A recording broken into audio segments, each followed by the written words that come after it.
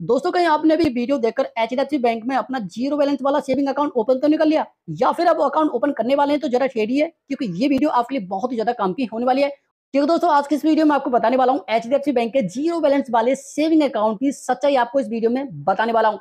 दोस्तों वैसे मैं आपको बता दूं एचडीएफसी बैंक में करीब जो सेविंग अकाउंट होते हैं ना, वो करीब 8 से 9 प्रकार के सेविंग अकाउंट होते हैं। लेकिन तक कोई भी सेविंग अकाउंट नहीं होता जिसमें आपको कोई मिनिमम बैलेंस आपको मेंटेन ना करना पड़े।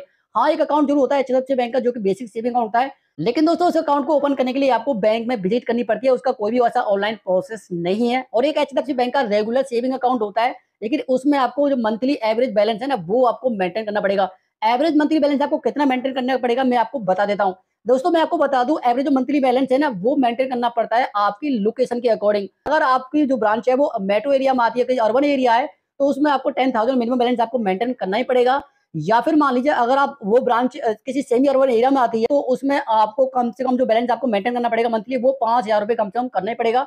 अगर मान लीजिए आपकी वो ब्रांच किसी ग्रामीण एरिया में आती है, किसी रूरल एरिया में है, तो आपको जो मिनिमम बैलेंस आपको मेंटेन करना पड़ेगा वो मेंटेन करना पड़ेगा, कम से कम 2,500 आपको मेंटेन करना ही पड़ेगा। अगर दोस्तों आप अपने अकाउंट में मिनिमम बैलेंस मेंटेन नहीं करते हैं, तो इस पर आपको मिनिमम बैलेंस मेंटेन न करने पर आपको चार्जेस लग जाते हैं। तो दोस्तों ये वीडियो बनाने का मेरा यही मकसद था कि कहीं ऐसा ना हो कि आप एचडीएफसी बैंक में अपना जीरो बैलेंस वाला अकाउंट ओपन करने की कोशिश में ऐसा ना हो कि आप एचडीएफसी बैंक का कोई बड़ा सेविंग अकाउंट ओपन कर लें और उस पर आपको चार्जेस आपको पे करने पड़ जाए।